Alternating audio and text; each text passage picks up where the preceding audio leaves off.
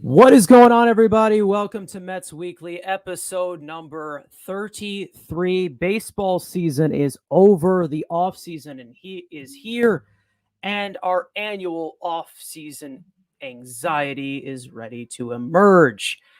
Now, we've got some games to play. We got a new closing segment that I'm very excited about. I hope everybody else is as well. Before we get into all of the madness, people on the screen with me, who the hell are these people? Let's start with Mets Talk with Hayden. What's going on, everyone? Mets Talk with Hayden is the name. Raging is the game. I hope we are all doing extremely well. I most certainly am. Pretty much Mets season is over. Big surprise. Well, it's been over. Baseball season in general was over. The Atlanta Braves, as you can see back there, were crowned the World Series champion. So good for them. I was obviously covering all the postseason games. So if you guys would like to check those out, please do. Otherwise, feel free to check me out. Mets Talk with Hayden, LFGM. All right, Frank About Sports. Yes, Frank About Sports, as you see it on the channel. Now that baseball is officially over, it is off-season time. So that means a lot of good stuff coming. I got a video this weekend that I'm really excited to put out. So definitely stay tuned because it's going to get pretty crazy this month with this whole possible deadline lockout next month. So a lot of things are going to get crammed in. So it's going to be pretty hectic very soon. All right. And speaking of hectic, crazy, rhino hecticness, Andrew. What's up, guys? Again, the Mets. Again, I'm working from home. Also, going to a Rhino Hour probably about tomorrow, talking about Jack Eichel getting moved, finally getting moved for 2 years, and of course, it wasn't the New York Rangers, which I said it was going to be the Vegas Golden Knights, and it was the Vegas Golden Knights who acquired Jack Eichel. This isn't a hockey channel, but Rhino Hour tomorrow, and probably weekly podcast, and again, free agency moves, trade rumors. Hopefully, we get back to the normal setup pretty soon, so I can pump out a little more better content, more content in general. So let's get going. Okay, well, just as a reminder, we are also streaming this episode on Frank About Sports. We're also streaming it on Andrew Acevedo's channel. So make sure to go every stream, like it, come in, say hi, and subscribe to all 6 of us, even though there's 4 of us here. We've got a lot of awesome stuff coming out soon for Mets Weekly. This offseason is going to be crazy. So with that being said, let's start off with episode 33 of Mets Weekly. And guys, we have an intro now, so let's roll it. This is Frank Cugino from Frank About Sports. What's going on, guys? Andrew Acevedo back. What's going on, everyone? Mets Talk with Hayden is the name. What is going on, everybody? This is Mets Fan from YouTube. Hey, what's up, guys? I'm Tony Metro. Big Apple Banter Media here with Elias. That's weekly. Mets Weekly. Mets Weekly. Mets Weekly. Mets Weekly. Welcome to Mets Weekly.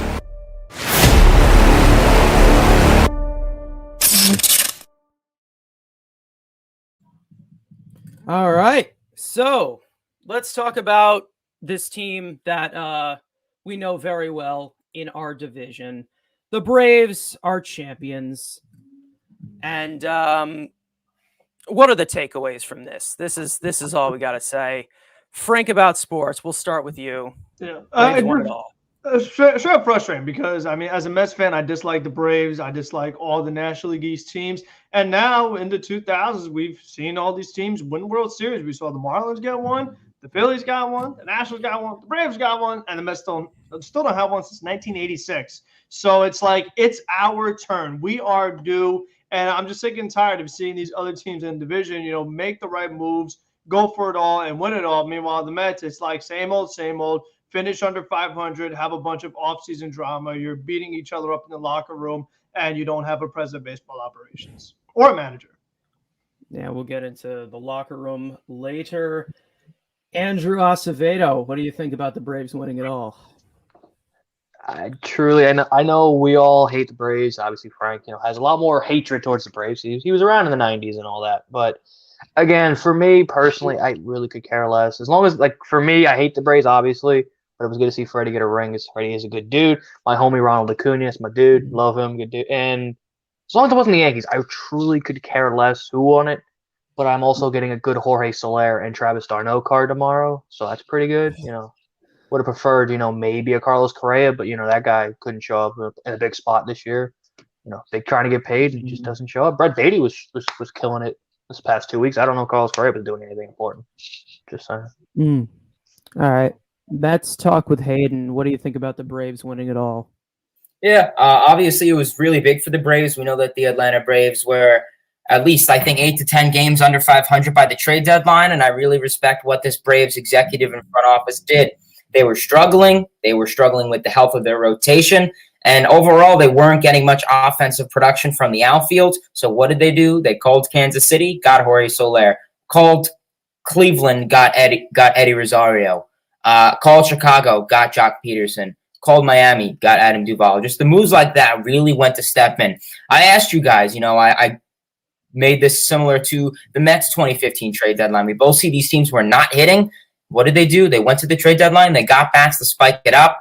The Braves pitching staff, guys like Ian Anderson, Max Fried were on and off the IL. You had the absence of Mike Soroka, but it really goes to show how well this Braves team really turned it around. And one thing I want to point out was both the NLCS MVP and the World Series MVP were guys they acquired at the trade deadline. So that really goes to show you how well and how much you should take advantage of a trade deadline, because it really sets you up. If you are contending, it could really help you out in the World Series. The Braves did that. The Mets did not do that. I really congratulate the Atlanta Braves.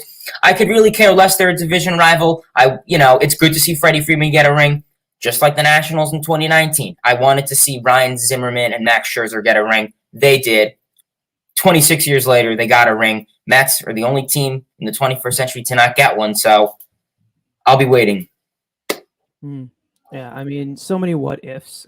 Travel back to the Mets this season. What if DeGrom didn't get hurt? Lindor didn't get hurt? If their offense was just mediocre at best?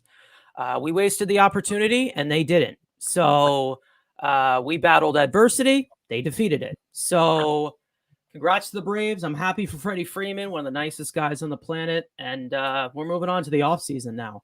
And as we get into our next topic, seriously, unbelievable. Yesterday, it was pretty quiet in Mets News Day, and everyone's favorite outlet, the New York Post, gave that concept the finger. So they dug up shit from May. And to recap this whole story back from May, the Mets had a commotion, I guess we're going to call it, in their dugout tunnel during a game back in May. It turned out to be between Jeff McNeil and Francisco Lindor, our two middle infielders. When asked about it later, Lindor said they were arguing about a raccoon or a rat, and it seemed all lovey-dovey. We love our chemistry. Don't trade anyone away, because even though we're choking the division like Jonah Hill on a Twinkie. Now, as reported yesterday, that isn't what actually happened. Apparently, McNeil was not shifting like he was asked to do, and Lindor grabbed McNeil by the neck and pinned him against the wall in the dugout. Now, I don't think anybody believed the initial story in May, because as I remember it, during that game, McNeil, he looked like he basically saw a ghost when he was talking to Alonso on the field afterwards. Now, there's been rumors floating around that maybe Zach Scott leaked this information about this whole situation after being fired a few days ago. We'll get to that a little bit later. But tons to unpack here. You can pretty much go like 5 different angles here. Should this story have a huge impact just 6 months later from when it came out? Does Zach Scott have anything to do with this story coming out? Is there a possible impact? Did this have a possible impact to McNeil's down year? Did this incident influence trading for Baez and moving McNeil to left field? Could Jeff McNeil be on his way out of Queens? So tons of other ways. Whatever take you got, give it to me. We'll start with Mets Talk with Hayden. Yeah, so I wanted that. It was with the Diamondbacks that game, right? Mm-hmm. I was live for that, so I remember that. That was really weird. So yeah, pretty much Mets fan, like you said, it was really just a ton of miscommunication in terms of positioning and the shift. We know that McNeil is a guy who, for the most part, was pretty fond on shifting, where a guy like Lindor, not so much. They clearly had their issues. Obviously, the inning before they went into the dugout/clubhouse, they let an error dribble right past them, no communication there. And apparently that created some tensions. I'm not in the clubhouse. I don't watch these guys on a day-to-day basis, so maybe my opinion isn't completely valid. But just from what I have seen, who is there to blame? Do you blame Lindor? Do you blame McNeil? I don't know. It's tough. I mean, you look at Jeff McNeil. He seems to have the type of personality that's selfish. Those are the vibes that I get. We see when he strikes out or when he makes a play that affects him, I feel he kind of just centers on himself. We'll see. He'll throw his helmet. He'll drop some F-bombs. He'll throw his hat. He'll throw his batting gloves. And I just really feel he seems to focus on himself rather than the Mets. So, I really feel that personality may not mix well with some guys. Lindor, on the other hand, one thing I find hypocritical, Lindor and Baez, they got upset at the fans for booing and thumbs down. But it's okay to commit aggravated assault and a misdemeanor on one of your fellow teammates. Okay, I see how that is. So, a little confusing there. I wasn't really crazy on how it was addressed. I mean, nobody believed this raccoon nonsense. I think 95, more like 99% of Mets fans believed it was fake. And you know what? Personally, I think they should have actually said something that happened. Maybe they should have not used, there was a physical altercation, but they could have said, tensions rose, it got a little chaotic, got a little loud, everything's all fine now, everything is all fine, it's all under control.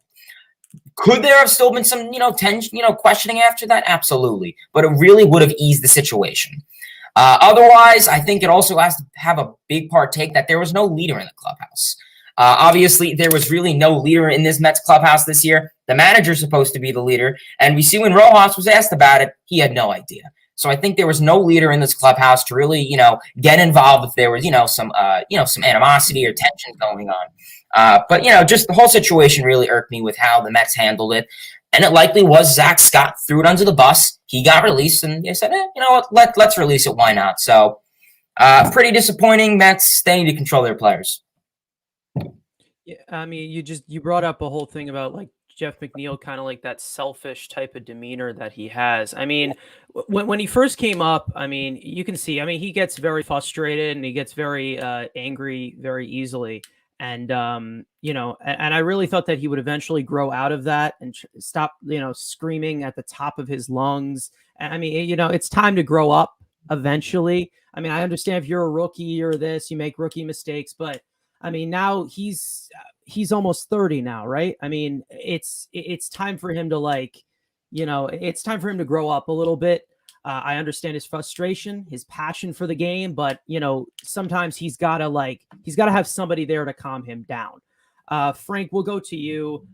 This whole every question that I asked, what do you got on it?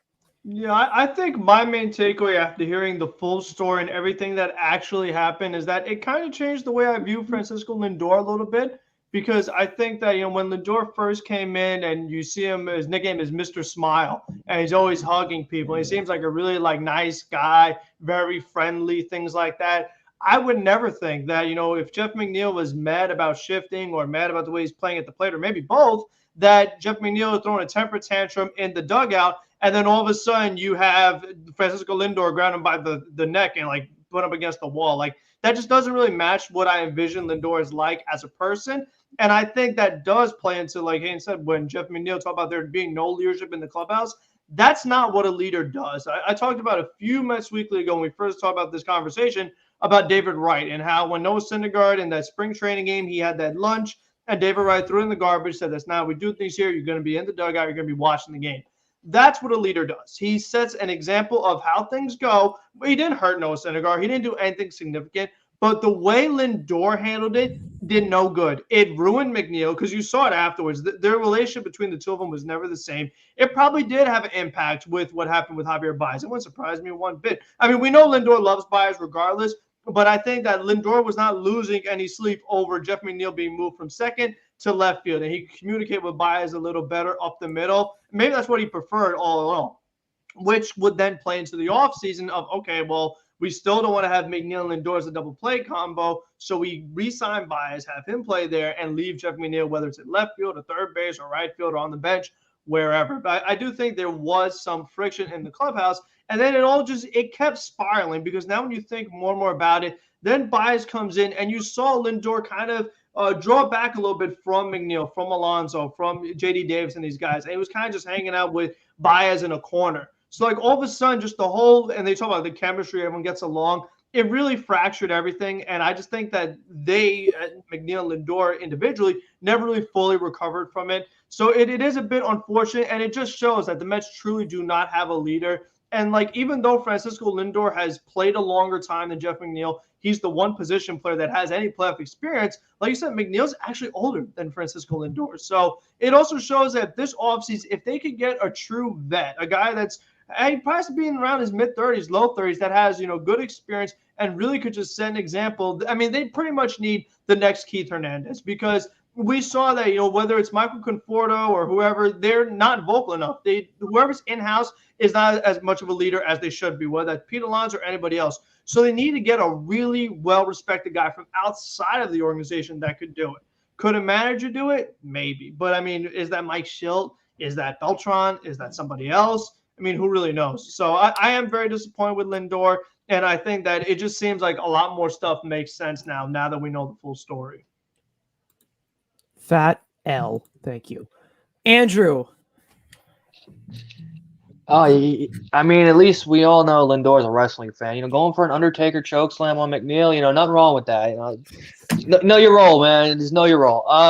Just again, Wednesday after the World Series, come home from work, just want to watch AEW, and of course, this is what we got to talk about: is a report from 6 months ago, a story that they had for 6 months. Now let's just wait until the day after the World Series to drop this. Of course, this whole situation is just, again, it was a meme when it first started, and guess what? It's still a meme. Now you got memes of Lindor choking out McNeil, and it's pathetic, and it's just what this team is. And like Frank said, the leader needs to come in here. Who that could be, God knows. You want to bring a vet in here, but you also want to bring in a guy who can actually produce. You don't just want to have an old guy sitting on the bench. It's just kind of sad. McNeil, I think, has to go now. Like, even if let's say you bring back Baez, and yes, his value is lowest it's going to be, but if this is what is continuing, then there's going to be friction here. You've got, Shithead and McNeil against Baez, Lindor, and if there is a third guy coming, I doubt it, but, that's going to cut the clubhouse in half. You don't want to have the clubhouse in two parts. You don't want two houses. You want everybody at least get along at least. You don't, obviously, not everybody's going to be buddy, but you got to at least respect the guy next to you and not want to choke him out. So McNeil's got to go at this point. As much as I don't want it to be, I think I might have to go away for 10 minutes, but I'll be right back. Again, just get McNeil. Either McNeil needs to grow up like Mets fan said, or he's got to go. And it would be a shame to lose somebody like Jeff McNeil, who is literally exactly what this lineup needs, because I know VR and Pilar are free agents right now, but those two guys are guys that are whiffing and chasing. And same with J.D. Davis, huge whiff guy. Javi Baez, massive whiff guy. So you just need one guy that puts the ball in play. And that's what Jeff McNeil does at a really well rate. So he fits what this lineup needs. And if you're going to trade him because of, we talked about don't make a move at the deadline because of chemistry. Now you're just getting rid of Jeff McNeil because of chemistry. It's just a complete switch of just everything we thought about this team.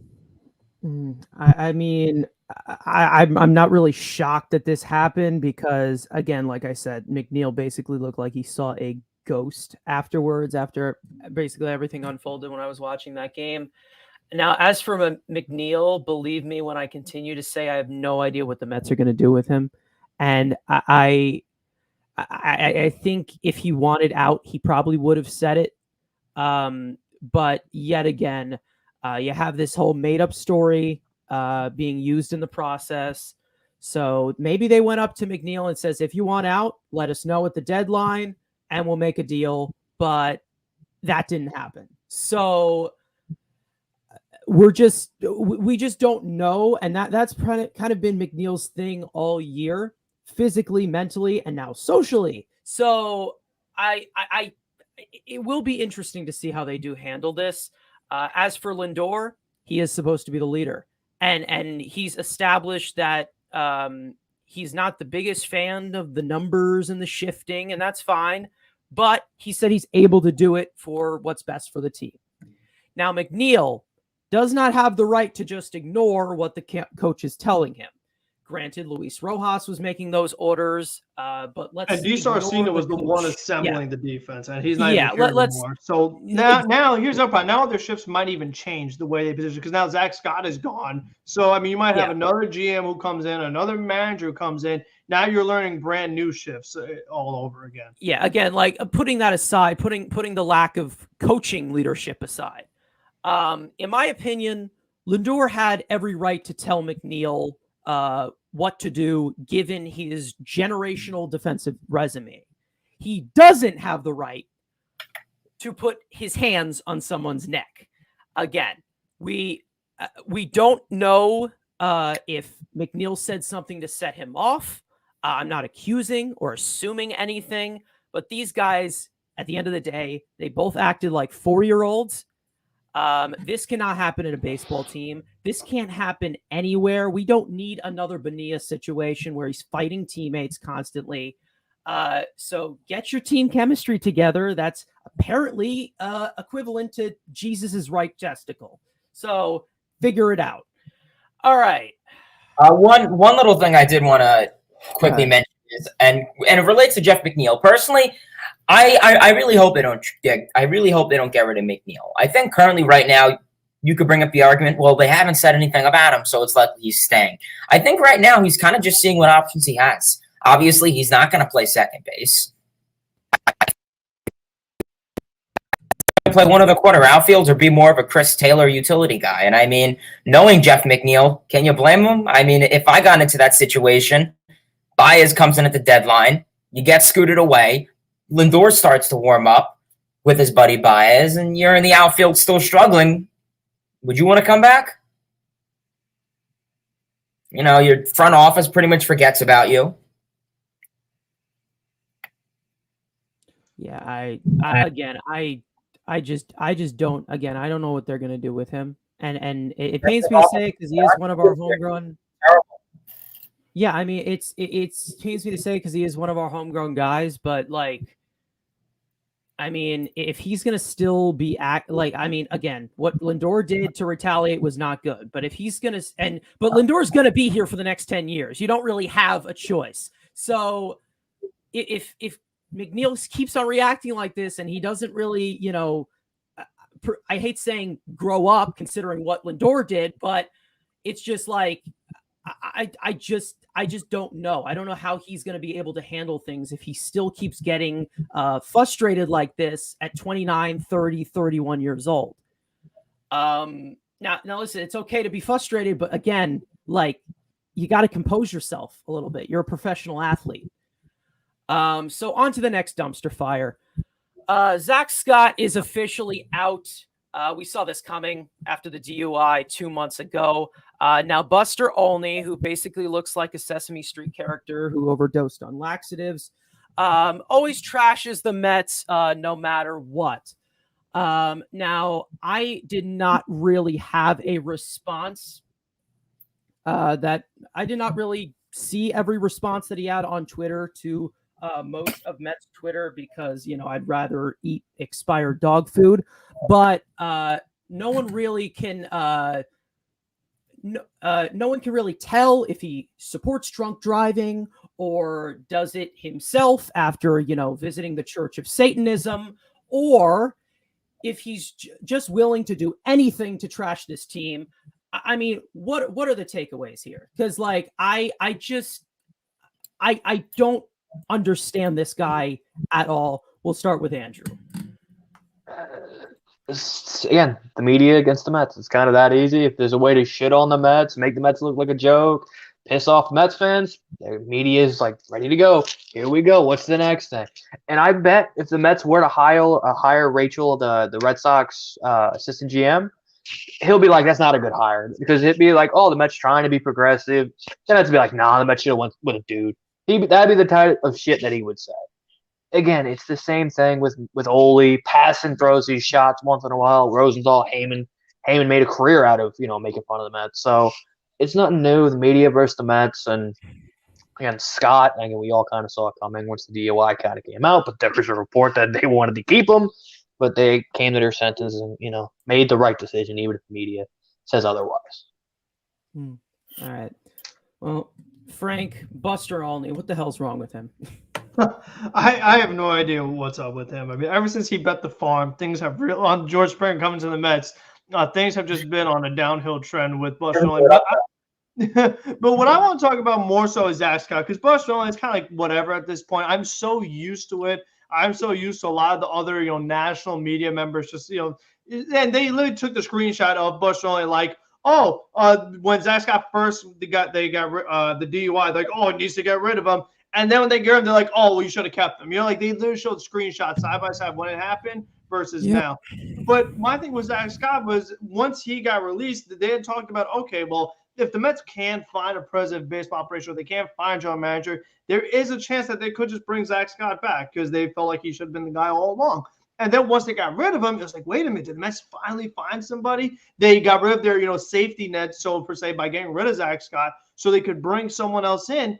And we have absolutely nothing. Like we're not Mets aren't even close to getting anybody to replace Zach Scott or just get a president of baseball operations or a general manager. So now free agency is about to start, and Sandy Alderson has all of the roles. So I'm just very disappointed that they just got rid of Zach Scott, which I mean I don't blame them for. I'm okay with that, but I was hoping that they did it with the intention of okay, we got rid of Zach Scott because we have somebody else, and they don't have anybody else. So I'm just very disappointed with the whole situation. And again, and we kind of talked about it just the previous topic with Lindor and McNeil. It just always seems like it's something with the Mets. It's always some kind of article, whether it's Buster Olney, whether it's Mike Boone. I mean, whoever it is. I mean, everybody has their time just to bash on the Mets, and it's never about like actual baseball. I mean, the Mets suck. We get that, but it's like all this other stuff, and it's constant, and it's been for years, and I'm just so sick and tired of it.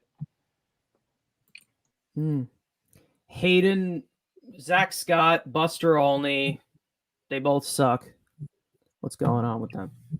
It's nothing new. New York media. What else do you expect? Obviously, this was one of the most chaotic years that the Mets have had in quite a while. And obviously, the media was all over it. And New York. So what can you say? Big market city. Obviously, in terms of Zach Scott, it makes sense for, it's really unfortunate to see how this whole GM role really went down, everything from Jared Porter to Zach Scott. And I wonder who's responsible for that. I think some of us have some answers on that. But I think this is going to say to the Mets that they have to be more cognizant on who they want for the long term. This would be our 5th year where we have 5 managers. What would it be in GM? Like last 3 years, we've had 3 different GMs. So this is something that you need someone here for the long term. President of Baseball Operations, we're going to have a new one. Like you guys are talking about, Sandy Alderson is going to represent the Mets at the general managers meeting, which is in like around Thanksgiving, I think. That's going to be a disaster because now, I think I said this last stream, but I'm going to echo it again. Sandy Alderson, he could start making signings, whether that's giving a huge contract to Baez, giving the qualifying offer to Syndergaard or Conforto, or even signing a guy, whether that's Andrew Chafin, Nicholas Castellanos, Aaron Loop. Then as soon as we get that new president of baseball ops or the GM, how are we going to know how they feel about those moves? Are they going to like it? Whether it's the move, the price, the time, whatever. So that is my big concern, that you're coming into a season where you didn't even sign a quarter or maybe even half of the guys. So likely, I really think Sandy Alderson is probably going to be with the Mets next year. If he's still here now, Mets have made zero really progress. I mean, it's really reject after reject. I mean, like, I don't know. It's mind-boggling. It really is. I mean, I've probably been rejected by more girls than the New York Mets. Like, come on, what are we doing already? Crap, what else was I going to say? No, I'll come back to what else I had to say. It's like he hit his peak with his girl line. He's like, I'm done. All right. No, realistic. Yeah, there's some people asking what Olney did say about this whole situation. I just linked it into the chat if you want to lose your lunch. So, I'm just mesmerized by how committed this guy is to trashing this team. And every time that he gets called out, he gives out another reason for why his work is stupid. And the prime example of while all this was going on, Henry Ruggs from the Raiders got charged with a DUI and killed someone. And he keeps going and tries to defend his stupidity. He's probably still tweeting bullshit as we speak. Listen, no one luckily got hurt with Zach Scott's DUI. Thank you. Thank God. But you shouldn't look, shouldn't you look at what happened with Ruggs and say, oh, maybe I look like an idiot right now. And I'm not saying compare tragedies at all. That's not what I'm saying at all. But I'm saying is understand how fucking dangerous drinking and driving is and what it can turn into. I mean, you'd think a grown ass man would know that. You really think so?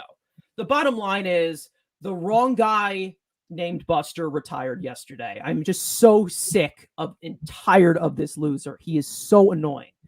Okay, dumpster fire number 3. Now, oh God, our ace Jacob deGrom battled multiple injuries this year, which forced him to miss the entire second half of the season. Now, it was just reported that deGrom believes that the injury got worse by how he was instructed to hold his arm up during the MR. Dear God. So my question is, should we be concerned about Jacob deGrom's status in 2022? We'll start with Frank. Unbelievable. I think so because, whatever happened in Pittsburgh with the MRI, that's one thing. But just throughout the whole season, this was a very weird year for deGrom. For all the times that, he got scratched from a start or he left the start early and then he had to miss one, then he'd come back and he only pitched 3 innings because he had to come out early again. It happened time after time. And then all of a sudden, deGrom got hurt right around, that Pittsburgh time period, right around the trade deadline in July.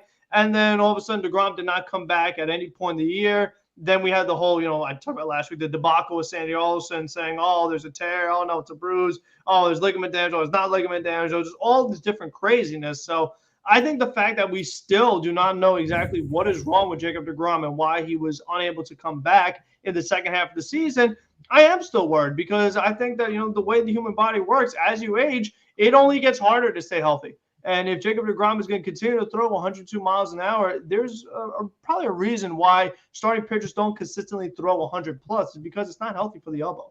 I mean, you're asking for an injury. You're just, it's going to happen. There's no other way around it. You are going to get hurt. So I think that if deGrom is going to continue to pitch 100 plus consistently with the elbow already kind of, iffy as it is right now, because we still, again, don't know exactly what is going on with him, I am still worried because I just didn't see him come back in the second half. And I mean, again, who knows? And they didn't do any procedures. So who knows if once he does ramp back up, does he need a procedure? Is he going to be missing starts again? So I definitely am concerned. And I really hope that deGrom is okay because I love watching him. I mean, when the Mets are bad, which is usually, you always at least have deGrom to watch. Okay, at least I get to see a really good pitcher, go for a Cy Young, do something historic because we're not going to see another Jacob deGrom, especially in Mets uniform, for a very, very long time. So anytime you don't see him, it is really sad, but I hope he's okay, but I wouldn't count on it at this point. Hayden, should we be worried about his status in 2022?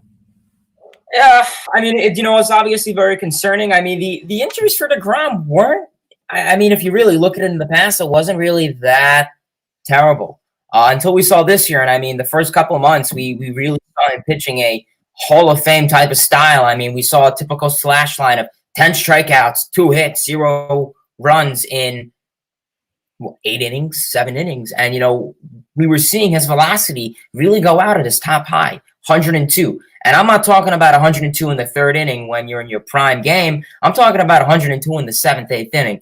That's great, but that's not normal. I mean, you're really going to be doing some damage on your rotator cuff, your elbow. And as soon as we hear, torn or slightly broken, tear. That doesn't sound good. Obviously, it was really kept secret this whole season. Zach Scott, the medical office, kind of just shoved it onto the table and said, okay, when can DeGrom come back? And I think that was pretty much in everyone's head is, when can he come back? When can he come up? When could he come back? Not, oh, when will he be better? What does it look like? There were so many secrets with this executive office this season. It drove me nuts. I didn't know what to believe with DeGrom. I was nervous that I would wake up in here torn ACL. Tommy John in the same sense. I don't want to hear that. Or I was going to wake up in here, DeGrom's going to be pitching today. Something has to change. I mean, overall with this medical office, next season, DeGrom hopefully should start. Hopefully he goes in spring training fine. We even saw in spring training he's throwing 102 miles per hour.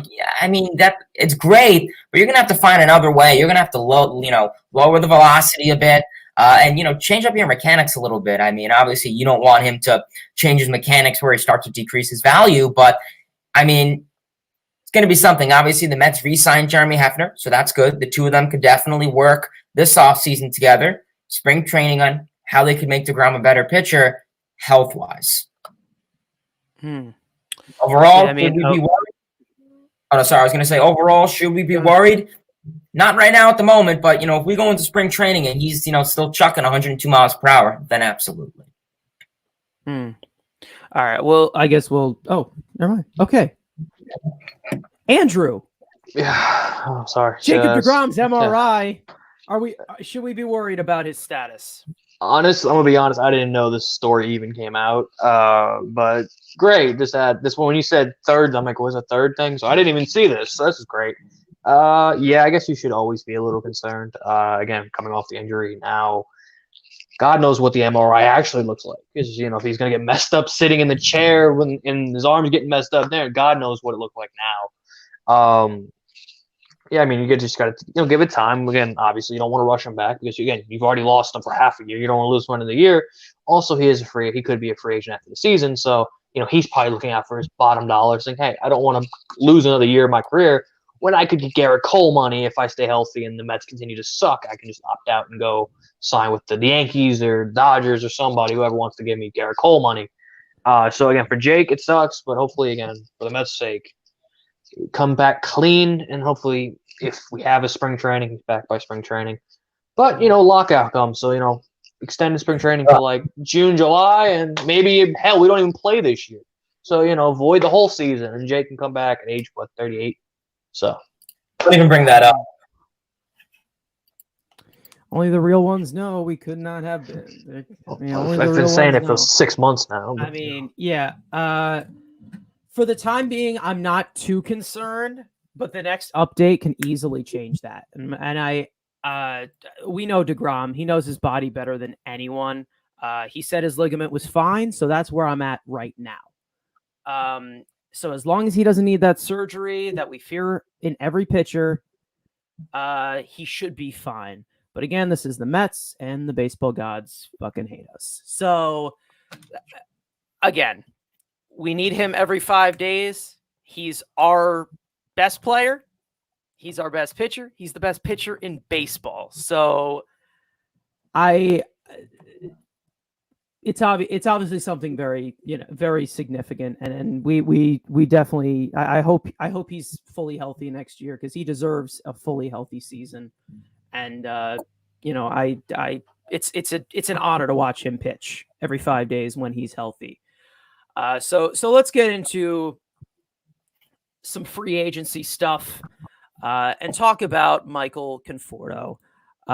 So right now, the Mets have about a few days left to extend a qualifying offer to anybody they desire. Now, Syndergaard, it seems like the most possible. There's been a little bit of talks like today where like they might do like a lower deal or something, kind of like a Clevenger deal, as we've been talking about before.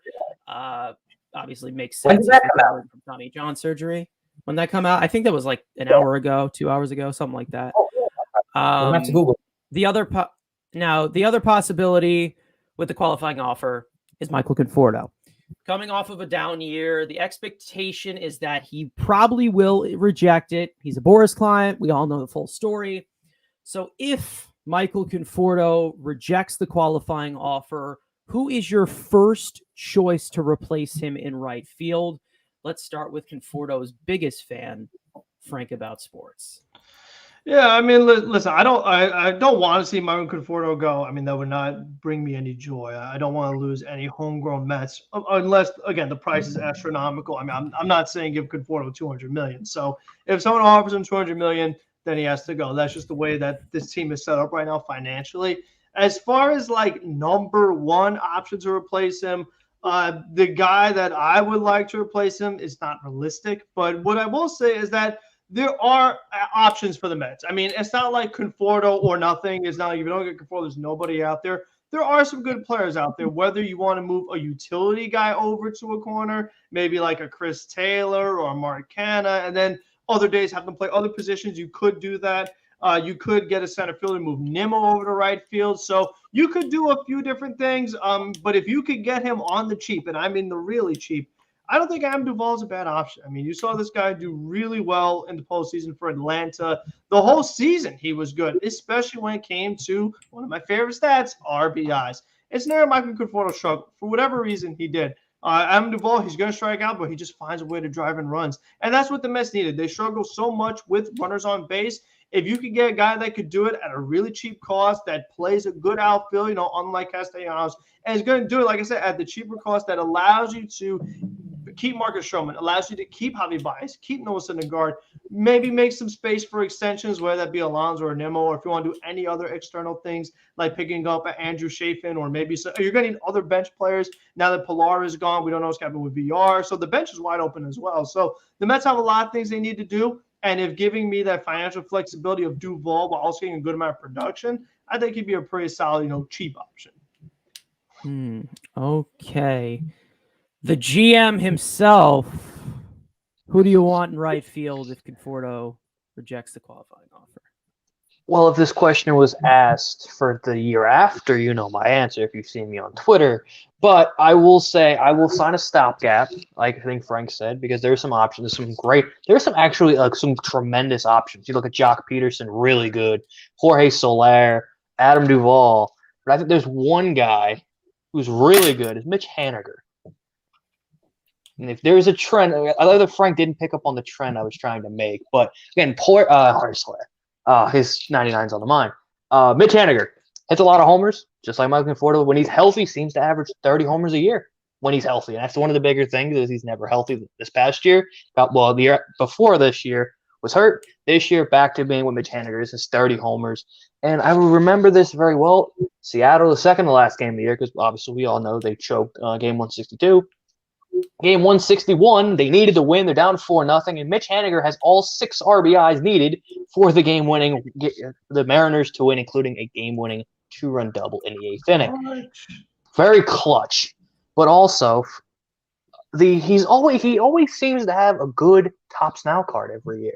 Mets team, Mitch Haniger has got a better swing than Michael Conforto. That swing is money. Power hitter, right field. He's going to be terrible defensively. I know. Not the greatest defensively in right field, but you know what? You can find a defensive replacement to hide on the bench who's fast. You can do maybe don't do Billy Hamilton, but a guy similar to Billy Hamilton with good defense. You can put him in late, kind of like what you did with Khalil. There you go, cheap and don't have to spend money. There you go, Frank, out here making some good moves. But yeah, if I can't have Chris Bryant, which again that would be my number one option, but I have to go with the meme, MLB The Show legend Mitch Haniger. Hayden. Nothing. Okay. Who's your number one choice in right field? Well, obviously, I think it's likely Conforto's going to reject the qualifying offer. I mean, it's really unfortunate. He's been with this team since 2015. He's been with us since really everything. He's one of the longest tenured players on this team. That's an offensive piece. And, it really sucks to see him leave. Potentially because, we saw his last home game at Citi Field. He was so emotional. So, if you're so emotional and you're really passionate about your city, your team, your friends / players, your fan base, you think you would just accept the 1 year, it was like $18.4 million. You think you would accept that for a year rather than say, oh, no, I need millions more. Listen, I get he's a Scott Boras client. Great. That's awesome. He is the guy who will try to convince his players to lean towards free agency. Strasburg, Harper, I think even at A-Rod. So that really makes sense. In terms of outfielders, there's not a whole lot that stand out, especially at a lefty bat. It's really just Conforto for the most part. Kyle Schwarber's a guy, but obviously defensively, he's really not that great. Low AAA, defensive run saved, not really the best place, and you really have nowhere to put him. I mean, you could maybe throw him at first if you give Alonso the day off. He's pretty much just another Pete Alonso 2.0. He's going to hit a ton of home runs. Do you really need another power hitter? And then, I mean, obviously, listen, you got your guys, Mitch Haniger, your more utility guys, Chris Taylor, Starling Marte, Mark Canha, Eddie Rosario, I believe Tommy Pham. We know the Phillies just declined Andrew McCutchen, but that's kind of a silly move. Personally, I would have no problem whether it's, you bring in a guy like Starling Marte and then maybe you shift Nimmo over one. Depending if McNeil's still here, that could be there. If Chris Taylor comes, he can take a couple days out there. But overall, my number one and my most realistic choice that I think could happen is Starling Marte. Definitely has some great food in the outfield. Oh, yeah, definitely. Starling Marte is definitely on my radar as a possible guy to bring in. I know they were talking about him trading Nimmo for him, which would have been a fucking disaster. But my number one choice to replace Michael Conforto is Michael Conforto. I'm sorry. This guy is unfinished business here in Queens, and you can't deny it. Now, I want the Mets to at least try and bring him back if he doesn't accept the qualifying offer. And we always ask the additional question when it comes to free agents. Can they do it in New York? Yeah, Michael Conforto can. Yes, and the Michael Conforto we saw this year isn't him. But like I said, when he struggles, he always finds a way to have some kind of consistency offensively. He always finds a way to contribute with his bat. Now, I want people to give him a chance to prove himself. He was injured 2 months of the season, and also people forget the guy had COVID before spring training. Now, listen, the revenge tour is going to happen, all right? But let him do it with the team that drafted him. He's my number one choice. After that, I don't know. Frank, do you want or do you want me to go? I'm just going to say that, do you want to keep Stroman and Baez, Carson? Do you like good players? Again, I want to work out a team-friendly deal with him. If they can't come to an agreement there, then you go somewhere else. Yeah, with Boris, I don't think he is going to take any team-friendly deals. That's the problem. Again, it's all Conforto's choice at the end of the day. And again, it's very unlikely, but I'd like for them to at least try to keep him after the qualifying offer. Again, once the Braves gave him $200 million, they'll get involved. Don't do a Zach Wheeler thing. And that's all I ask. So he's my number one choice. I don't think he's coming back at all, but he's my number one choice to be in right field for the Mets in 2022. So now, this is our final piece of news. Gary DiSarcina is officially leaving the organization. He will become the third base coach for the Nationals. Now, for this segment, I'm going to give the floor to Frank About Sports, and I'm going to let him give his thoughts on losing his future best man at his wedding. And so, Frank, should we go full screen for Frank, or we'll keep it like that? You want to do that? Hold on here. Actually, we'll do this. Let's see. That's not me. There he is. There we go. All right.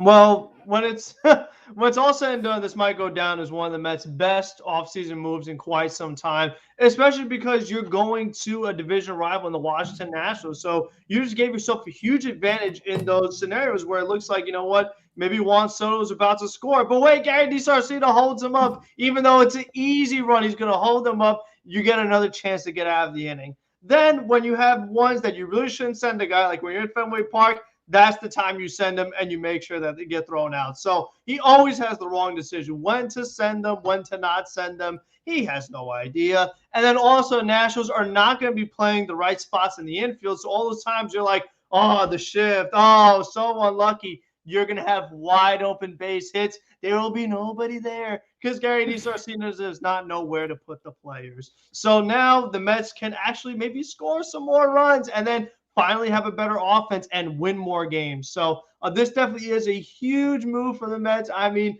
massive, enormous move to have Gary DiSarcina leave and especially go to a division rival. But what I will say in all seriousness is they have to capitalize on it with getting a manager that is a little bit more aggressive because Gary DiSarcina, all he was doing was just relaying Luis Rojas' message of being scared, being conservative, never taking a chance. So if you bring in a manager that's conservative, your third base coach is going to be conservative. So you got step one in getting rid of Gary DiSarcina. You got step two, getting rid of Luis Rojas. But then you got to replace them with people that are not as conservative. So I'm very excited, though. At least that's something I don't have to yell about anymore. No more, tweets in all caps. No more talking bad about DiSarcina in the group chat. So I'm just very excited about it. Oh, my God. Now, there's one guy who is available. I'm pretty sure, right? Yeah. Is Ron Washington available? Mm-hmm. Ron Washington, come on. I mean, listen, former coke addict.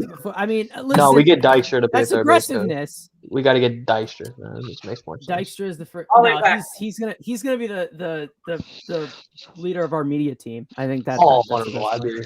All right. That is- Anybody want to add anything on Gary DiSarcina? Because this guy's a war criminal. We're happy to see him go. Yeah, it's about right. So, Go ahead, Hayden. obviously, really good to see DSAR crap a go. Obviously, I was not super fond of him at times because he's the reason that Pete Alonso didn't have 100 RBIs. You know how many base hits and singles this guy had when they were runners in scoring position? And he's like, no. Like, Alonso could have easily got 100 RBIs. Nimmo could have got some more RBIs. There, Andrew, I made you a bit happier. I don't know if there's a stat that says how many runs that could have been scored, but it's definitely high double digits that could have been scored. I mean, this guy just had no urgency when the season was collapsing, when this team was not able to score runs. They weren't doing anything. I heckled him at Lone Depot Park. I saw him live not send Dominic Smith on, I want to say it was Alonso that got a base hit, and he didn't send him. He would have been safe by 10 years. It was Lewin Brinson in center field on the warning track, picking it up, and he stopped him. So, yeah, DiSarcina, goodbye, adios, au revoir, auf Wiedersehen, ciao, goodbye.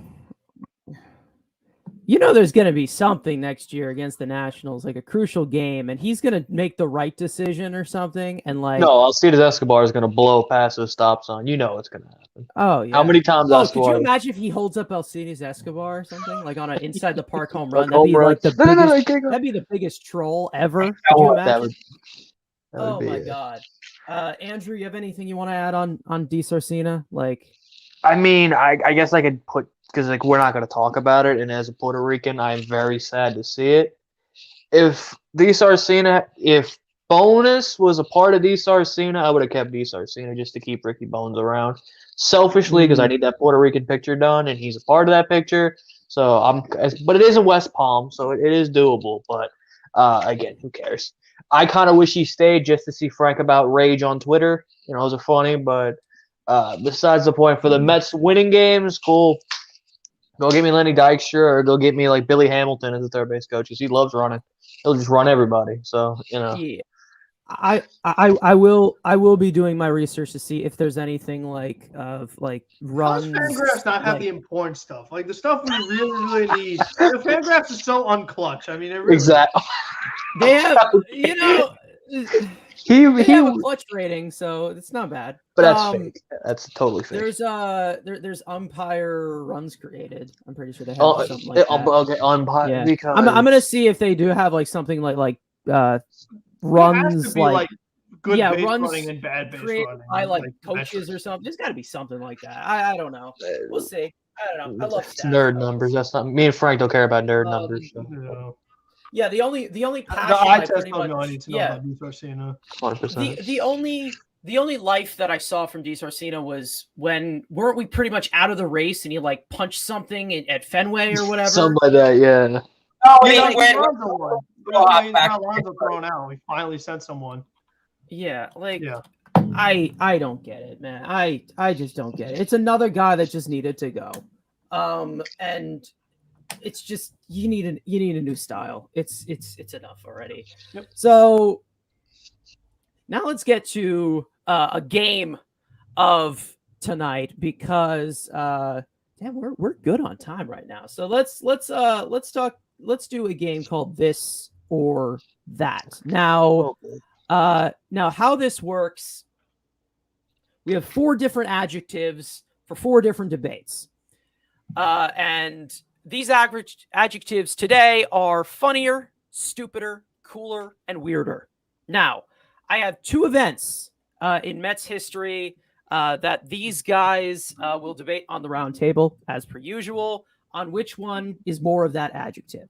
It'll make a lot more sense once we start it off. So we're going to start off with funnier of some stuff here, funny stuff. So which one would you guys would say is more funnier? Mr. Met flipping off Mets fans in 2017 or Bobby Valentine's dugout disguise after being ejected? Guys in the chat, you guys can answer this as well. Give your reasoning. We'll start with Andrew. Which one's more funnier? The fact that Mr. Met does what most Mets fans want to do to Mets fans, that had me weak as hell. And I had that picture, and I probably sent that picture in God knows how many group chats. The fact that a guy he doesn't have like 3 fingers. I guess he does have a middle finger, but that is whichever one's middle in relation to the rest of his fingers. Exactly. Like he does have a middle finger, but that's iconic. I mean, they sell shirts with it. Like, it's literally hysterical that a mascot's flipping off the fan base, and even the mascot knows his fan base just sucks. So it's got to be Mr. Met flipping off. Pretty tough. Oh God, that was Frank. Which one's funnier? I actually got to take Bobby Valentine only because I remember when the Mr. Met thing happened, it became another like law Mets thing, another scandal. Oh, look how bad the Mets are. Just a whole bunch of bashing the Mets. And like I talked about earlier, I'm so tired of that. But Bobby Valentine to be that creative to like all these like, oh yeah, want to throw me out of a game? Watch, it's just a disguise on and stand in the dugout. Like, really, you think no one's gonna recognize you? I mean, the fact that he was willing to do that instead of like, I got thrown out. I'm going back to the clubhouse. Forget this. Screw this umpire. I mean, just the fact that he was willing to do that is really funny to me, and it's just a moment you'll never forget. And it's lighthearted. No, it's not like Mr. Met. Like it was a long Mets thing. By Valentine's, something you can always have a good laugh about. Mr. Met now, it's funny, but at the time, I remember like not being too amused. I was pretty just like frustrated because the Mets at that time were doing really, really bad. It was just one of those really disappointing years, and it was just more fuel to the fire pretty much at that point in the year. 2017 sucked, man. That was pretty bad. Hayden, which one is funnier? Which one do you got here? Mr. Met flipping off Mets fans or Bobby Valentine? I mean, for the most part, I like to flick off some players that don't perform well. So, I mean, that sticks with me. And then disguising yourself. I mean, if I were to go to stadiums and heckle fans, I'd probably have to disguise myself because I get banned like a certain famous Met celebrity. I mean, Mr. Met flipping off the fans was pretty funny because, like, it's a mascot, and what was that, 2019? No, it was 2017. It was 17. Hell. All right, so 2017. Hell year. Yeah. So that pretty much is like how the whole Mets organization was ran. Bobby Valentine getting ejected and then going back in the dugout, throwing a fake mustache on and glasses and like a different ball cap was pretty funny. I'm going to go Bobby Valentine. Okay. I think I'm a little bit loyal to Mr. Met flipping off the fans, and I think maybe, I mean, I'm pretty sure it's in my Mets Killers video thumbnail, which Frank About Sports was in. But I mean, it pretty much expresses how we felt that year. It's how we feel right now, actually. Yeah, I can't. I don't know. It's especially when you just have the smiling face of Mr. Met and you see the middle finger along with it. It's just perfect. It's like, hey, man, it's just I think I would go with Mr. Met flipping off Mets fan mainly because I wasn't able to see the Bobby Valentine thing live. I think if you experienced it live, it probably would have been a lot better.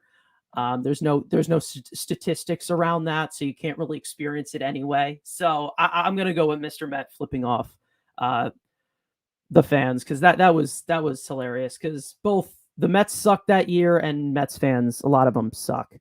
All right, so we're gonna move on to stupider. Now, there's been a lot of stupid things, and I'm gonna go.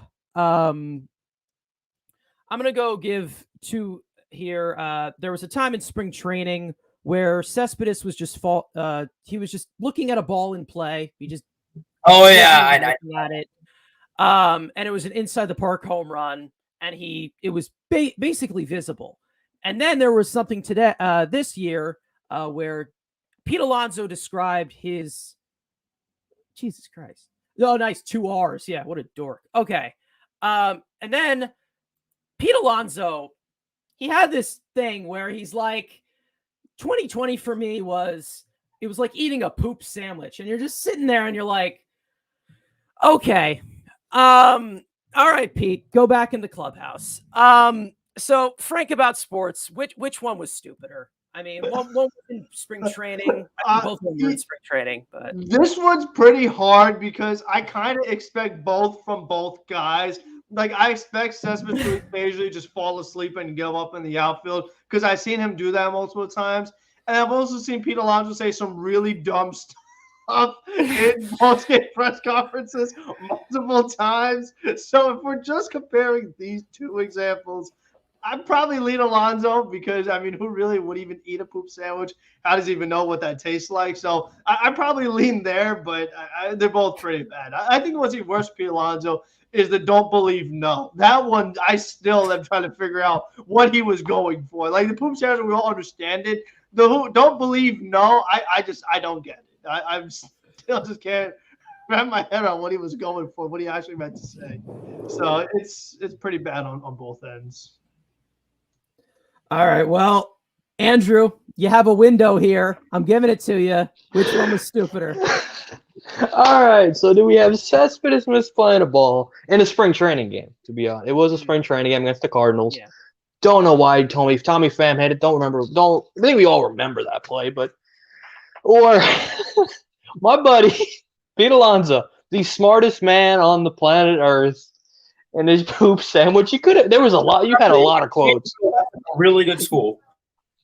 Yeah, he wasn't there for brains because he can hit a baseball pretty far. It's like, okay, besides the point. You could have used the WRC Plus book. I just saw that when I was dying. I didn't know what WRC Plus was. That had me on the floor. But did you see the other players that didn't know the stats? I mean, Walker Buehler had no idea what, fit meant. Well, Nimmo knew. Yeah, Nimmo knew exactly. The captain knew. The captain knew. Wyoming education, man. Wyoming education. He didn't go to Florida just to.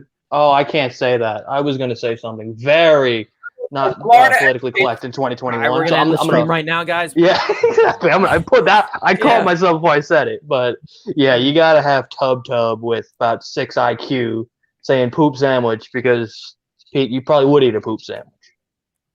I don't get it, man.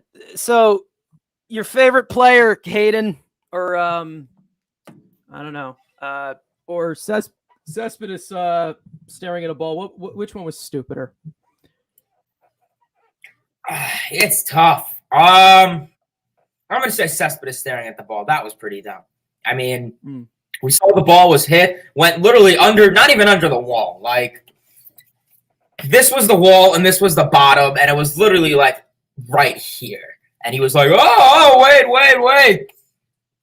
And then the umpire literally went up to him, kicked the ball out, and was, talking to him a little bit. I'm going to say that was pretty dumb. Alonso with the poop sandwich was pretty funny, but I think the Cespedes thing was just dumb because you get paid to play, not make jokes. Like, you Your job is to play ball, Yeah. not give And conferences. Cespedes, I could actually kind of understand what he was going for, because if you remember in Yeah. 2015 when the Mets played the Cubs, every single time a Mets player hit a ball in the outfield, a Cub player would just not go for it, World go in Series. the Ivy and just give up. Which, I mean, the Mets don't have the Ivy in spring training, obviously, but still, like, that is kind of a rule in baseball. If a ball is stuck, it's ground rule double. You could just throw the hands Yeah. up, say, "Oh, I can't get it." So I understand what Yeah. Cespedes was going for, but it was still a pretty foolish play because he It's was fair, literally like it's standing just visible. watching Yeah. the guy go. Which I feel like I've seen the Mets do plenty of times. I mean, J.D. Davis did it this year in Pittsburgh when Taijuan Walker was arguing, and J.D. Davis just like, being a little, I don't know, hall monitor or crossing guard. Like, oh, yeah, you want to score? Go ahead. Oh, you want to score? Yeah, go ahead to it. J.D. Davis was standing there on the third baseline. So I really can't say I'm surprised. The best shot of that whole Cespedes thing was him just looking at like the umpires being like 2. Just like, and he was doing that for like a good 15, 30 seconds. You're like, what the fuck is what? Pick the ball up, dude. It just, I don't know. And I think I made a Twitter post about this. And I was like, I think this was the point where we should have realized that Cespedes was an idiot. And that was like right then and there. He probably should have been like, okay, no, what are you doing here? I'm going to go with Pete Alonso because here's the thing. I'm getting while this spring training content is coming out. I mean, you see all these things about Lindor and you see these things about Nimmo, and like they're all talking about like things about their game. Then they ask Pete Alonso the same questions, and he's just like, "Okay, Pete, where are you going with this? Like, what? Like, it's just there's some times where like he like Pete, he just opens his mouth, and you're like, okay, Pete, go in the clubhouse. It's enough. We love you. You can hit balls. You can't really do anything else. Just, it's enough." I could not understand. I mean, we could get it. I mean, obviously, feces are not good. So, but let's be real here. Like, what is he saying? Like, he can't just say, oh, it was tough for me. It was this, it was that. No, eating a poop sandwich. Okay, great. It sounds like one of my analogies. Like, it just like, where the hell did this come from? Okay, now let's get out of the comedy for a second and let's talk about cool. Let's use the eye test here. Cooler. What was cooler? Luis Guillorme's bat catch in spring training or David Wright's barehanded catch in San Diego? That was kind of the one that put David Wright on the map, I'm pretty sure, that catch. We'll start with Andrew. Which one was cooler? That's a good question. How does this follow this stupider question? There should have been a gap here. I'd say the Guillorme, because you would say that it's harder to catch a baseball, but it's smaller. But the way he just went, like, nonchalantly, Nimmo's running for his life. He's running for a sandwich. And, like, what's it called? TJ Rivera was sitting next to him, like, oh, my God. And Louis just like, all right. Like, how gangster can you be to be like, hey, take a bat back? Yeah. All right. Which one was cooler, Frank? Yeah, I agree with Andrew. Like you said, because the way Guillorme caught it, and then he acted like as if it was nothing. Like, none of us could do that. I mean, let's be honest. I mean, a barehand catch, like, it's cool. It was a really good play by David Wright. You've seen it. You've seen other players do it. The bat catch like that? We haven't. You did. Yeah, exactly. Well, yeah, I've seen a lot of barehanded catches back in the day, but that's besides the point. But the way Guillorme just caught it, you just don't see stuff like that. And Guillorme, as time has progressed, has continued to do stuff like that. And when we talk about just straight up cool, like Andrew said, like just that mentality of like, I'm unfazed by this bat coming at me. I mean, that's as cool as you could get. Like, I wish I was that cool, you know what I mean? So I definitely got to lean Guillorme. Well, the barehanded catch, I mean, Frank, were you there when they started just using gloves? Like, was that a little bit after? Listen, the gloves back then were much tougher than they are now. I mean, it was basically just like putting just like another hand, pretty much. Like, there wasn't much webbing Plastic in there, bag. so it's a milk carton. You got the milk carton gloves. Exactly. So, I mean, it was much tougher, but I'll lean Guillorme. That's a shout, man. That reference is a shout right there. All right. Hayden, which was cooler, Guillorme or David Wright? Yeah, that's also tough because David Wright, that was, I think, the catch of the year, voted by whatever big-time sports company it was back then. What was it, at 04, 05? And yeah, like you said, that was kind of like the catch that kind of made him stand out. I think it was when he was a rookie he made that catch. So, I mean, that's good. It's kind of hard to do unless you're like Willie Mays going like, I mean, that was really something barehanded like that. I mean, we have seen that a couple times. Who was it from the Marlins, the right fielder? Crap, he did it this year where it was a foul ball right on the foul line. And he just went like, and caught it barehand. So, I mean, that's pretty cool. But I'm going to go the Luis Guillorme bat just because, I mean, you had such a time to react to that. It was like, and then it was literally like 10 seconds, not even to react. And the fact that he just stood there and went when everyone else was just like ducking for cover. So I think that was pretty badass. Yeah, I think I'm gonna go with the bat catch as well for Guillorme, and this is my guy right here. But like again, I remember seeing somebody react to it, and I don't know who it was. They reacted to him doing that, and he's like, they were like, holy crap, and they were like, is that dude been to war or something? Bro, you pull a Troy Dan reference? Okay, is that Troy? Was that Troy? Yeah, it's Troy. It was Troy. Oh, so he was like, has this dude been to friggin' Vietnam? It was like, it was fucking cool. It's not that question. Yeah. I don't know.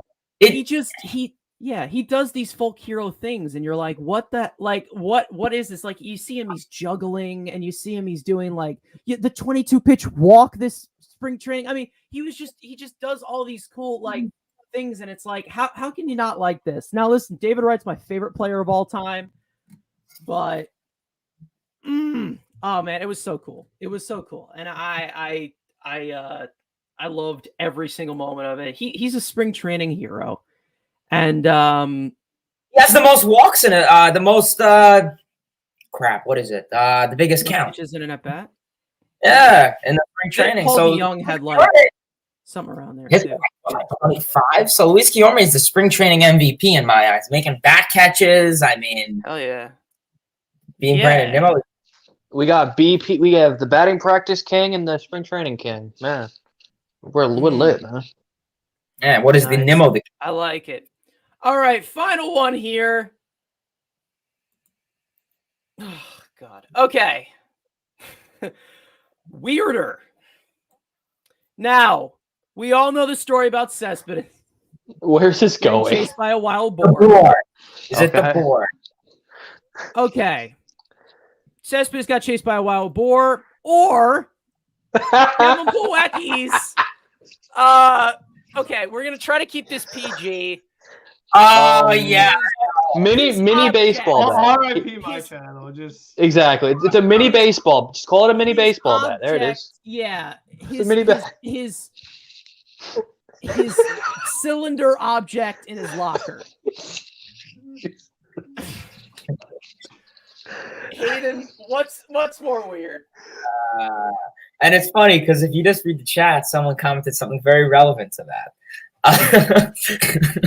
Honestly, I'm gonna go with the Kevin Plawecki locker, and we'll keep it very vague.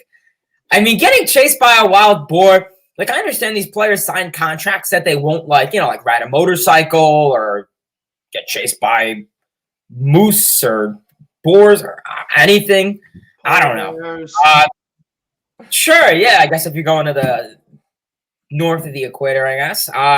So yeah, I don't know. Obviously, that was weird, but I think the Plawecki locker was just like, why? And okay, yeah. All right. Frank, which one's weirder? Yeah, I also gotta go Plawecki. Yeah, I mean, because I remember there was a thing with Cespedes where they showed a video of him. He was talking about being out in the woods and actually catching wild boars. Like, it's a thing that he does. So the fact that one of these days he got chased by one doesn't surprise me, because when you're catching wild boars, occasionally they could chase you back. So I was not surprised. But this Kevin Pilecki thing, like, I don't know why it happened at the time, and I still don't know why it happened now. Like, I mean, I know they just did it to mess with him, but still, like, it came just out of nowhere, and it's really something that you'll never forget. And it was just like, what are we doing? You know, so I still want to know who even did it. Like, who was the one that placed this object at Pilecki's locker? It So had to be Noah Syndergaard. There's just no way. yeah, right? Noah's a really It had good to guess be- because him and Pilecki are friends, and Noah is a bit of a jokester. So that's a good guess, but it was really just wild. I thought the reporter said it was Harvey. Was it Harvey? Oh my I thought it was God. Harvey because they made like somebody reported it was Harvey, but I don't know.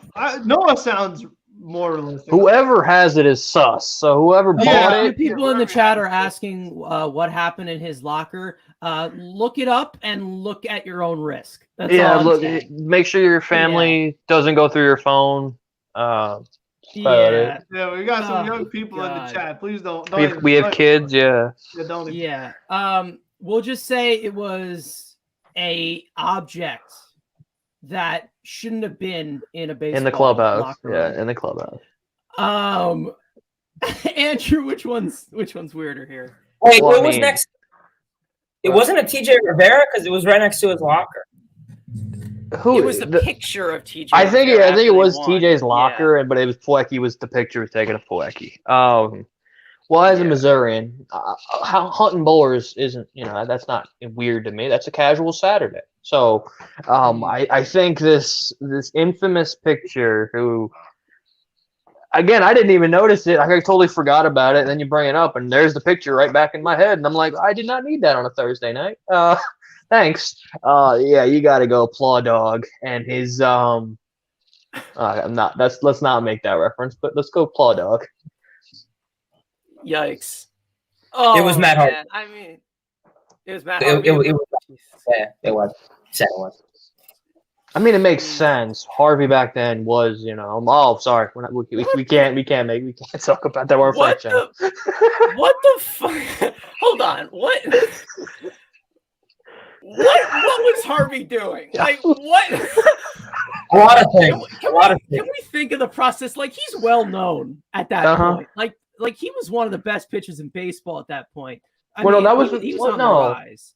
2017. 17. That was after his injury. That was before he got traded from Mesoraco. He came back though, right? No, but he came back, but then he got traded from Mesoraco. Remember? Yeah, once he got Exactly. traded, he never came back. He never came back. Yeah, like he pitched like No. He came back after the Tommy Yeah, John, he came- right? yeah, and then he stopped. No, and he then, had the was that the thoracic outlet syndrome year? Yep. Could have been that procedure. 2017 or 2018. Yeah. 2018. Oh, no, he Devin was starting Mesoraco 16. was No, a he was Met. starting That's all I 16. remember. He was starting 16. Yeah, I don't know. It's just like, could you imagine, like, I don't want to say selling the thing to him, but like the person behind the counter, like, Yeah. hey, that's Matt Harvey. What the fuck is he doing? Yeah. Yeah. Yeah, It was like- I'm not making jokes now. Whatever. Down, but Whatever. I have a few jokes ready to go, but I'll keep that. That'll be on the OnlyFans. All right. Jesus Christ, dude. We. It was. Oh my God. Okay. Now we have some really good time right now, and I have my closing segment that we're going to do every week from now on, and it's going to be pretty fun, I think. Not really. So if you guys have some questions that you want to answer us, Answer us. if you want, Nice. yeah. Word. If you guys have some questions, Stop that thinking you want about us to answer Pilecki. after this, we will. But let's continue as through Mets Weekly. We're going to start giving kind of some like spotlight segments to each one of us. Kind of play to each one of our content. Andrew with his GM stuff, Frank, some like Frank about takes, off the top of his head, somewhat like that. You guys let us know what you want us to do. Yeah, Hayden rant or something, So every week I will be doing a segment at the end of the show called Carson's Criteria. Now, if you guys didn't know, my name is not Mets fan or Mets fan from YouTube. It's Or Carson. Tub. So hi, nice to meet you. And now I will be giving my top 5 of a specific Mets category. Once I'm done, these guys will basically be able to rip the list to shreds. Tell me what they agree with, what they disagree with. Let's hope this doesn't get heated. First ever. I'm ready to go. First ever Carson's criteria is going to be it's going to be the top 5 most underrated Mets of all time. Now, I do have to fix this up here. So if you guys want to like carry away a conversation of any news that pops out for just a second, because I'm just trying to set this up real quick. How about Luis Rojas becoming Bob Melvin's assistant in San Diego? Jesus Christ. That's pretty interesting. Yikes. Well, what the hell? Okay. Or, Brett Beatty having more RBIs in the last week than Carlos Correa. Not in the World Series, and some. Hey, they're playing baseball in October and November. Zach Greinke had more hits than Yordan Alvarez in the World Series. That's just crazy. After Yordan just had won ALCS MVP. He got his 99. He had his Daniel job. Murphy. Great championship series. Then the World Series, not so much. Tucker Barnhart getting traded to Detroit. Tigers, yeah. Tigers, I think, are definitely going to be Tigers and Marlins are definitely going to be buying this offseason. So they're going to be competing. And I mean, the Tigers, they have all their prospects up. So, I mean, I said, guys like Verlander would be good. Oh, it's this graphic. I was like, who the fuck is? I was like, who's coming in?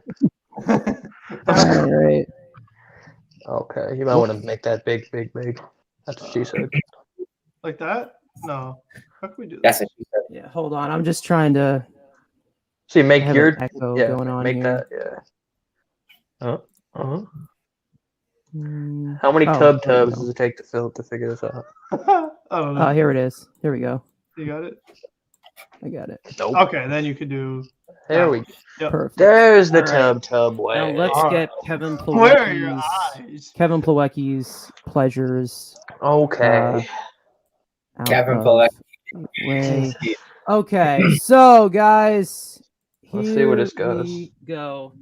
All right, top 5 most underrated players in Mets history. Now, there's a lot of moving parts to this, so I apologize that I'm kind of unprepared here because I did not realize what the time was going to be. But here we go. Now, top 5 most underrated players of all time in Mets history. Number 5,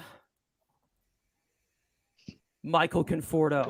I have never seen somebody get so overlooked in their entire career. Some of these weirdos on the screen have the audacity to say that he is overrated. Yeah, My he's question- overrated. Who the hell talks about him that much? Besides You me? do. But Michael Conforto, 5th all-time in FWAR among Mets outfielders. Pitching Top franchise. 10 in FWAR among outfielders since 2017. One of the most patient and disciplined guys of this franchise. And one of the most that we have seen in quite some time. This guy had a rough year this year, but we know what type of player he is, and all of you guys are sleeping on him. Number 4, John Olerud. Batting average lovers. This is your guy. Bow down. He batted .315 in his Mets career. What a great hitter. Am I right? All right. He only played 3 seasons with the Mets, but they were really good ones. A combined 18.3 FWAR in that span, which is 10th all time for all Mets position players. Oh, and he was disciplined as well. A career 15.9 walk rate, which puts him in the 98th percentile in walk rate in 2021. I see this guy as the original Jeff McNeil, just a pure hitter. This guy was great. Just didn't play as much. Number 3, Sid Fernandez. One thing that was always mentioned from opponents of the 86 Mets, the pitching was tricky. You had Doc Gooden, you had Ron Darling, Bob Ojeda, you had Rick Aguilera. All these guys had different deliveries, different styles. Then there was Sid, one of the funkiest windups you could possibly see from a lefty, the owner of 6 consecutive 3+ win seasons from 1985 to 1990, and in 1992, 5-win season. A curveball that made hitters dizzy, a devastating rising fastball. This guy is top 10 in strikeouts by a left-handed pitcher from the span of his career from 83 to 97. That's his entire career. The 1986 Mets probably would not have been champions if it weren't for this guy who saved them down the stretch in the playoffs. Number 2, Carlos Delgado. Delgado came to the Mets towards the end of his career, but he was an excellent veteran for some of these young guys in this late 2000s team for the Mets. Why isn't this guy in the Hall of Fame? I just absolutely don't get it. A career 44.9 FWAR, one of the greatest players in Blue Jays history. He also had a great batting average. Why is this guy not in the Hall of Fame? I don't get it. He had a great career. Now, number 1. Pete Alonso. I'm just kidding. Calm down. Number 1, John Madlack.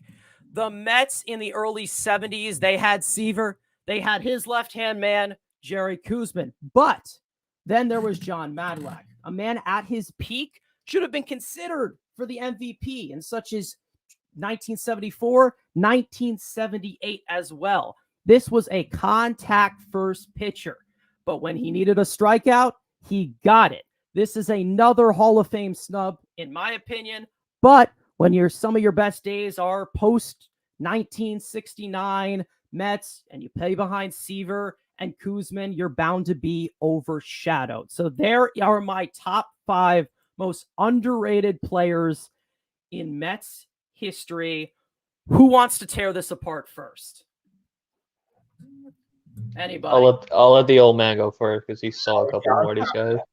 Yeah, I like everyone but Conforto. I mean, John Allroot for sure. I mean, he really was a very solid player that never gets talked about, especially by Mets fans and just in general, like you said, in all of baseball, because it's kind of similar to the Keith Hernandez model where, first base, they have to have big power numbers. They can't be good contact hitters. Like we say, good batting average. Guys don't hit 40 home runs every year. But Delgado, to go along with that, was one of those prolific powers from the first base position that did it for a ton of different teams. He wasn't terrible defensively at first base. No, he would get some nice scoops over there at first when he was with the Mets. And like you say, he just did everything well. And he was a guy, another player that Mets fans don't only talk about. In that 06 year, when the Mets were a game away from the World Series, Delgado had over 100 RBIs, and he was doing that year after year, putting up great RBI numbers. He then had some problems with the fans towards the end of his tenure. But all in all, Carlos Delgado definitely was a very solid Met. And then 2 guys that are super underrated, again, because of who was in their rotation. Matlack and Sid Fernandez. I remember both of them very well.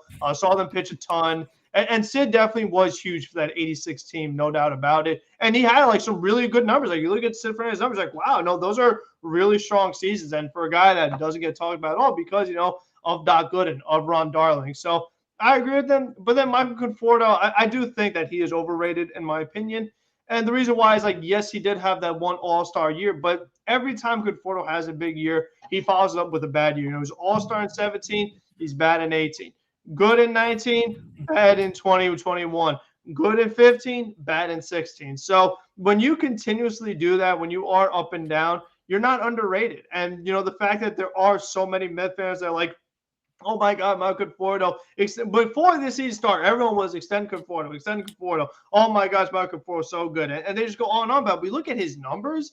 What does he do at an elite level? I mean, he gives you solid numbers in some okay areas, but he doesn't do anything that only a few select guys could do. There are other Michael Confortos in the league. So in my opinion, I believe he's overrated.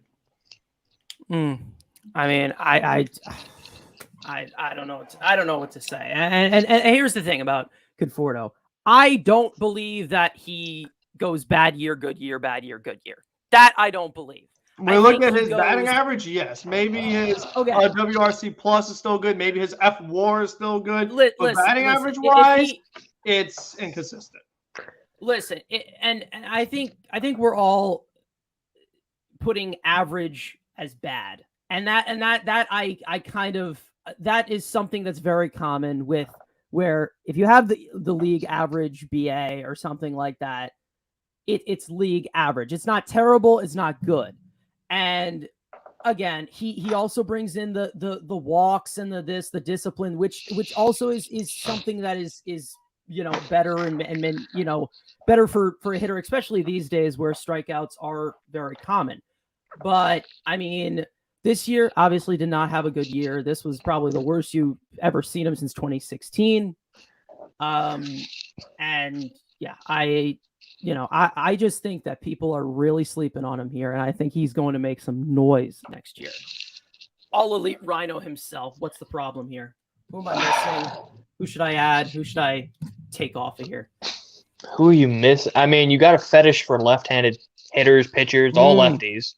You also have it for some terrible MLB The Show cards, like Conforto sucks, John Olaru's dog water. Carlos Delgado would be an amazing MLB The Show card, and so is Sid. Well, Sid would be funky, like Fernando Valenzuela, Matlock, cool. Who are you missing? That's a really good question. I mean, Damian Easley, he's pretty underrated. Nobody talks about Damian Easley. I love Damian Easley. Damian Easley's the man. I really do. I like Damian Easley. He was clutch. He was kind of like Peraza. He was clutch.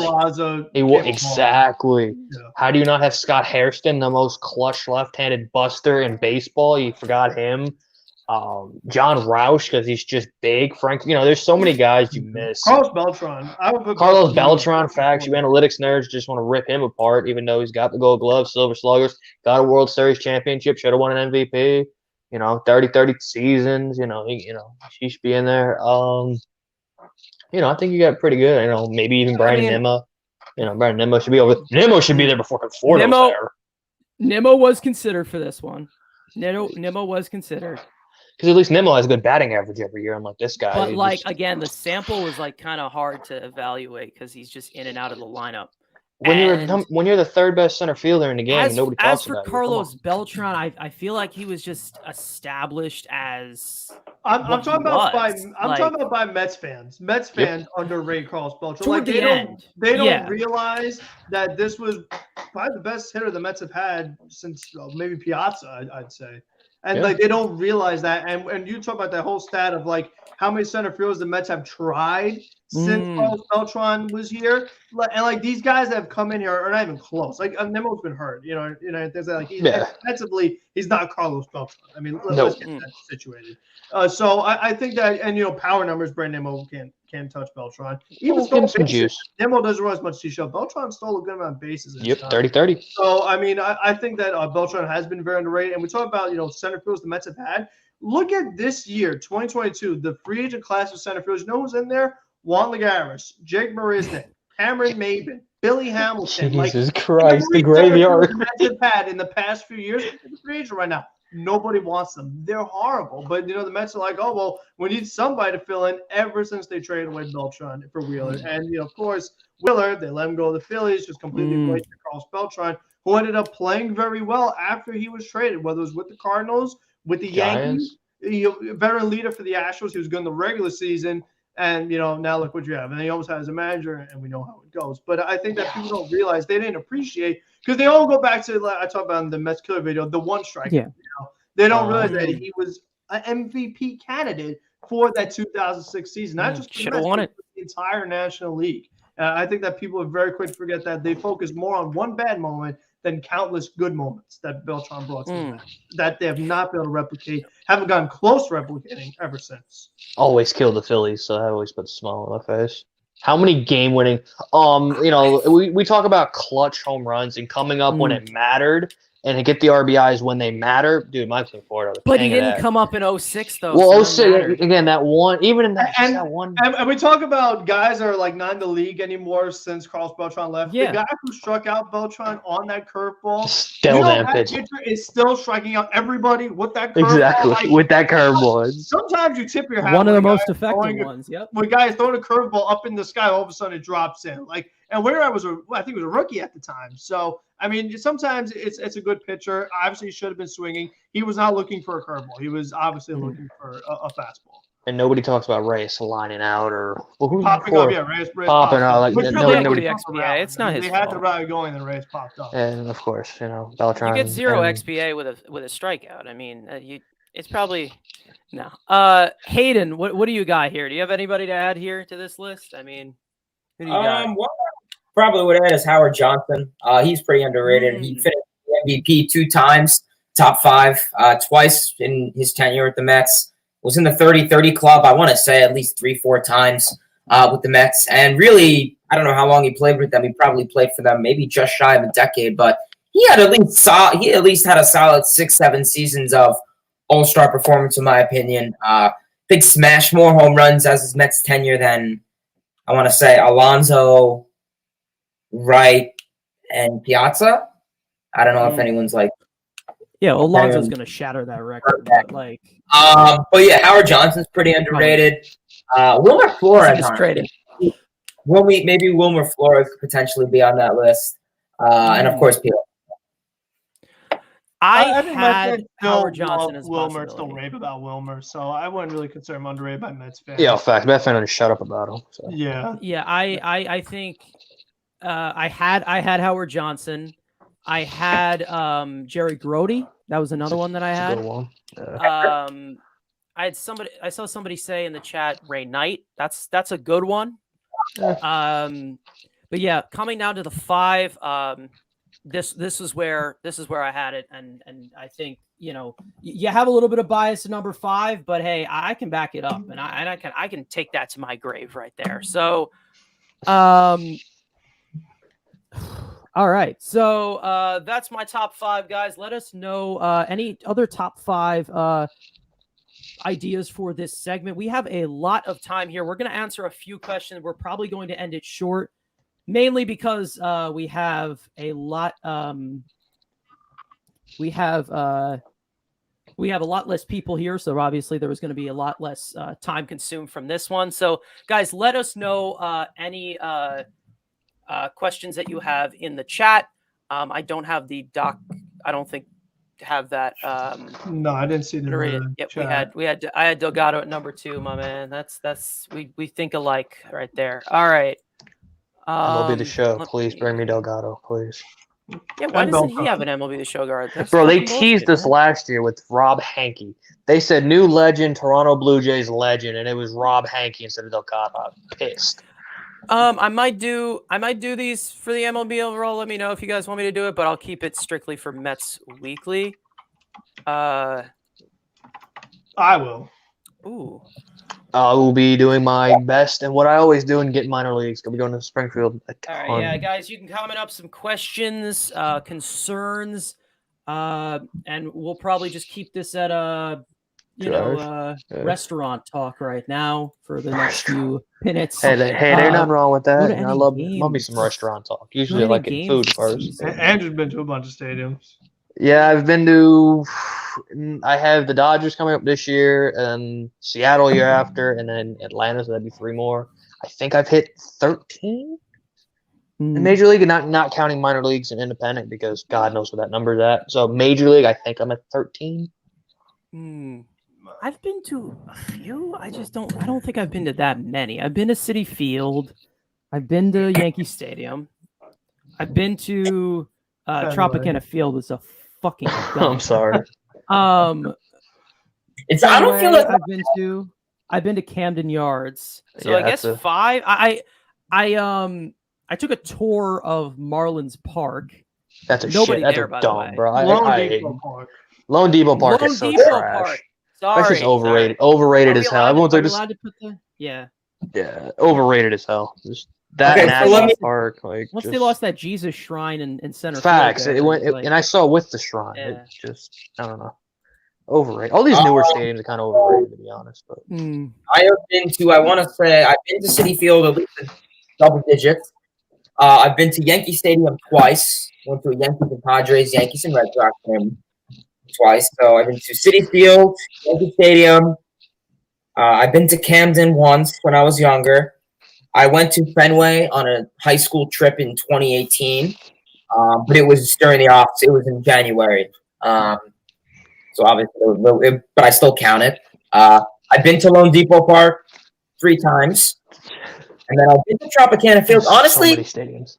Tropicana Field isn't like great to other stadiums, but like to my standards, I don't like it. Like obviously, it's probably one of the worst, but it's suitable for me to go, and it's cheap, so it's suitable for me to go watch a ball game on a Friday night with some friends or my family. $8 for players that is behind the home fans. plate. The game I went to, $8 a seat behind home plate. Nice. A guy who threw out the first pitch, Dick Vitale. Oh, nice. By the way, Nice. You don't I mean, have I to could- use the mute button on him. yeah, he's a big Rays fan. Guys, if you have any more questions, we'll give it a few more minutes. I just want to make sure there's no freaking news. If we want to talk about Kevin Pillar saying no to money, but I could care less at this point. War criminal. There you go. I talked about this. I think did I say this? I don't know. I talked about like possibly bringing in Andrew McCutchen as his possible replacement. That was in off the group bench, chat. Yeah, but I yeah, doubt yeah. he's going to want to have a bet. I think bench he's going to role. cost too much. Yeah, that's Is the he thing. though? Like I think so. I mean, if the Mets didn't want to give Lefties, Pilar, was it $2 million around there, $3 million? McCutchen's going to get significantly more than $3 million, especially a bench player. Well, why does it have to be a bench play? Replace McNeil and left field. And then sign Jock Peterson, have a platoon in the outfield.